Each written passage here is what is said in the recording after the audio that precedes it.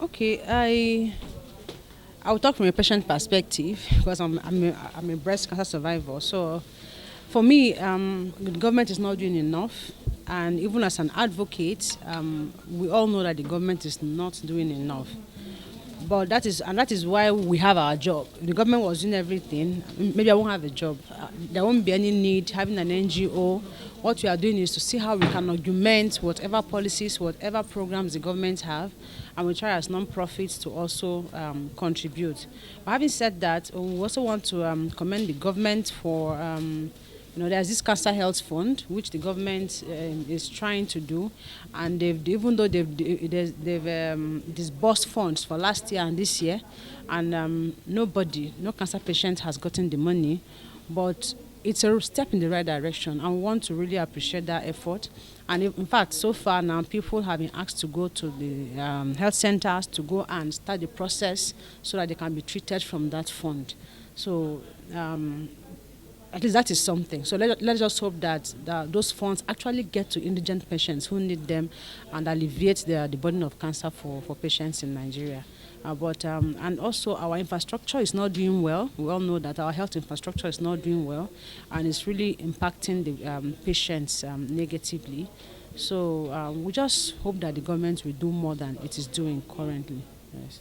Cancer is not a death sentence. It's one of the myths that is highly destructive when it comes to cancer, that once you have cancer, you're going to die.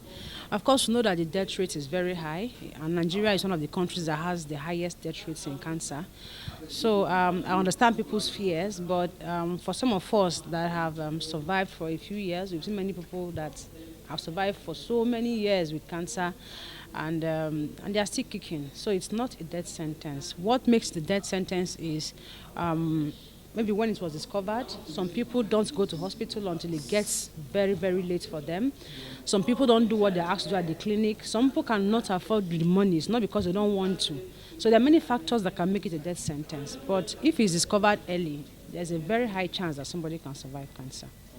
Okay, so like I mentioned in the training, we've already trained nurses in 2016 on navigation, and then in 2018 we trained medical oncologists, that's the doctors, oncology doctors, and so now we feel pharmacists should be the next in line, because the pharmacists are the ones that actually mix the chemo drugs. They're the ones that get these drugs, handle them and mix them. So some of these drugs, if you don't handle them well, some of them are cold chain drugs. If you don't use blocks, you don't keep them well, they will even spoil before they get to the patient.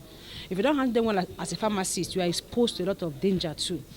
And so we want to also talk to pharmacists who are at the middle. Their role is very, very pivotal. They are the ones that mix. If they don't mix it well, the patient comes out very bad, could die from side effects or complications, So that is why we feel they are next in line. And after them, we also, in fact, we hope to replicate this training across all oncology professionals. And as long as funds can carry for us, we hope to keep on doing the training across all professionals in oncology. Sure, there are quite few. The last time we checked, I think there were about less than 100 oncology doctors in Nigeria, and every year more than 100,000 people are diagnosed with cancer. So you see the difference. So these doctors are very, very few. They are overlabored, they are overworked, they are underpaid, and then a whole lot of patients that cannot afford treatment, that are stressed out. So there's a lot of problem going on in the cancer space. Yes. We are looking today to try to ensure that pharmacists in Nigeria are as well trained as possible to help deliver chemotherapy to the cancer patients of the country. Our goal is to train, educate, and create a relationship that will last over the years to ensure that pharmacists are well prepared, and today, tomorrow, and ideally for decades to come, to help deliver care to the cancer patients of this country. So equipment is certainly a critical part for the care of cancer patients and that delivery of care. It takes investment, it takes infrastructure. In the U.S., certainly the U.S. government has been critical for that to happen, and I believe that same inspiration and desire here in Nigeria is present. Having those resources for equipment and safe delivery of therapies, specifically within my space, cytotoxic chemotherapy, and the ability to make that therapy in a controlled biological safety cabinet where those who are making that chemotherapy are not exposed to the drugs, and that nurses and patients and everyone else who might see those drugs afterwards are also fully protected from what side effects might happen from exposure to that. Yes, it's a fantastic question, and I think one that we need to all think of carefully.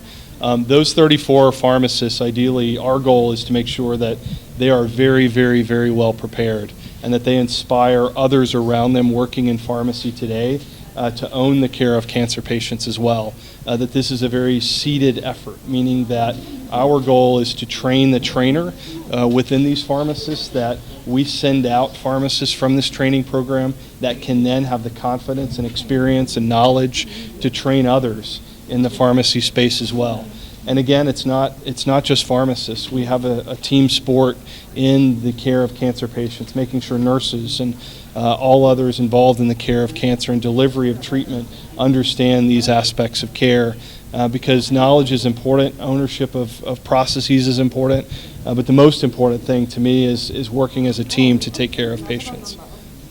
At the end of the day, to achieve with this training for the oncology pharmacists is for them to understand their role in taking care of patients with cancer and the impact that they have.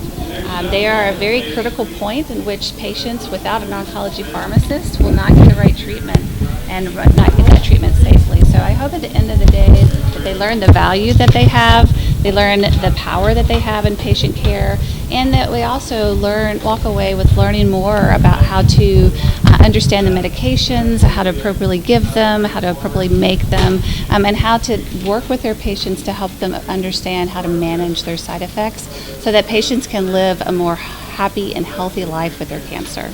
So one thing that I noticed in our visits yesterday to the teaching hospital of Abuja, and just speaking with people at the health ministry and then speaking with the people at Project Pink Blue, is there are definitely some resources that are missing or needed here in Nigeria to appropriately be able to make these chemotherapy agents for our patients.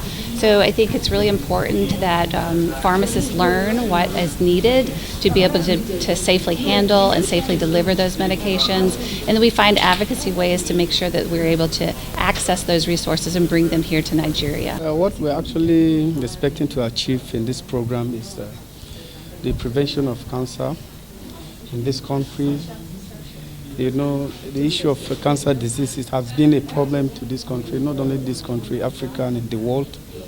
And I thank God for this training, because this training will actually help to facilitate and update the knowledge of the participants, including the professionals that are experts in the management of cancer in terms of prevention, treatment, and prevention. So there's no disease that doesn't have prevention. It's a treatment that is even the worst part in life. And the World Health Organization are really emphasizing more on prevention, because prevention is better than cure. Just in preventing cancers, there are numerous. The most important thing, you have to adhere to your medical checkup very well. And you also have to check the type of diets you eat, including the types of environment you expose yourself, including environmental factors and the rest. There are a lot of issues, because cancer is not just one disease. It affects every part of the body. So because of that, one have to prevent three factors or measures in order to curtail the menace of cancer in this country.